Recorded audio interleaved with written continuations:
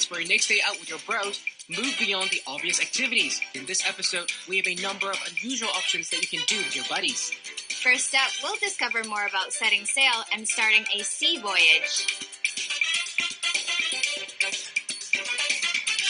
A manly meal doesn't always mean a perfectly grilled steak or a pint of beer.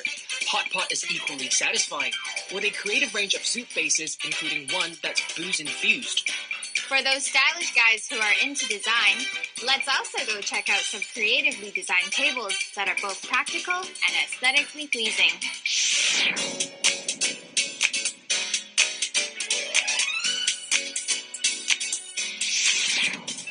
2016 is going to be a very exciting year for sports lovers all around the world. For starters, the Olympics will be held in Brazil in the summer, and also I'm sure football fans are very excited for the Euro Cup as well. And there's no shortage of sporting events. Living in a city surrounded by water, we definitely have to thank for water sports.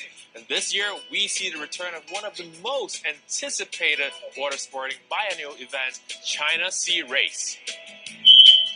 More than 50 years have passed since the inaugural China Sea Race. It all started on April 1962 when 3 yachts sailed in the race from Hong Kong to the Philippines. Since then, the race was subsequently held as a biannual event. With each successive race, the event grew bigger. Today, it has become an undisputed Asian blue water classic.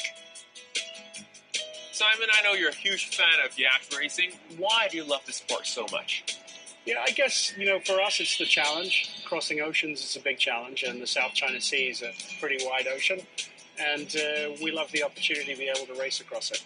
Now, we all know that timekeeping is very important in sporting events, and there's a special system for sailing races. So can you tell us a little bit more? Yeah, time's pretty important when we're crossing oceans. Long before they invented global positioning systems, sailors had to have an accurate time so they could reference back to Greenwich Mean Time as part of navigation. You couldn't navigate without absolutely accurate time. So that's important to us, but also at the start. Countdown from 10 minutes to 0. You need to be on the start line, spot on, going full speed. So you need a good, accurate watch to do that.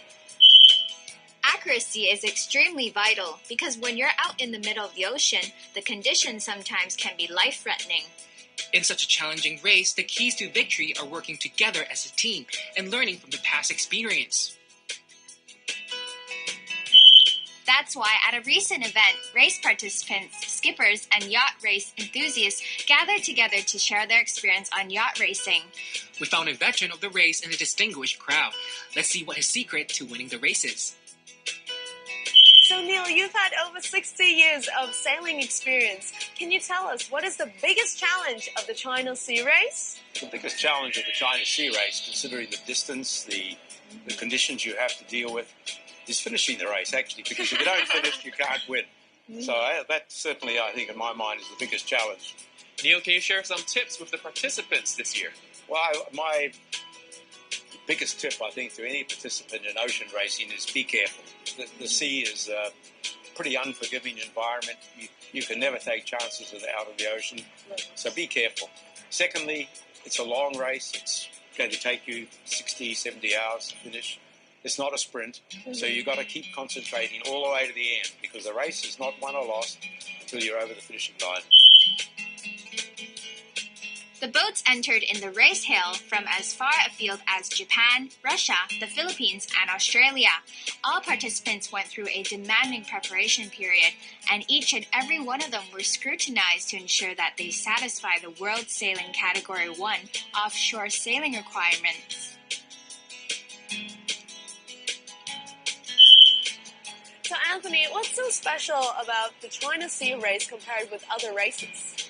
Well, there are many great races around the world, and some of us are lucky to get to sail on them. This race, though, brings a little bit of everything.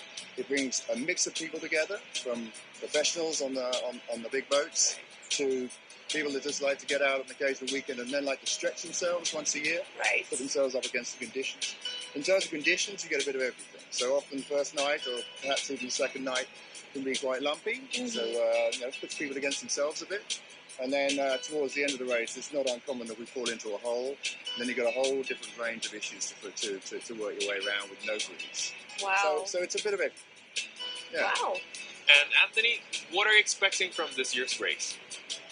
Again, a bit of everything. You've got to be sort of ready to take on some pretty punchy breeze coming out of Hong Kong. The forecasts are starting to converge now.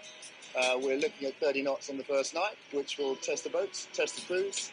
Hopefully they're all in good shape. And then as we go down, it's just a question of maintaining maximum speed and trying to avoid the lightest patches at the other end. Renowned as being a tricky race, China Sea Race has continued to attract international yachting teams. We look forward to seeing the enthralling nautical event return again in 2 years.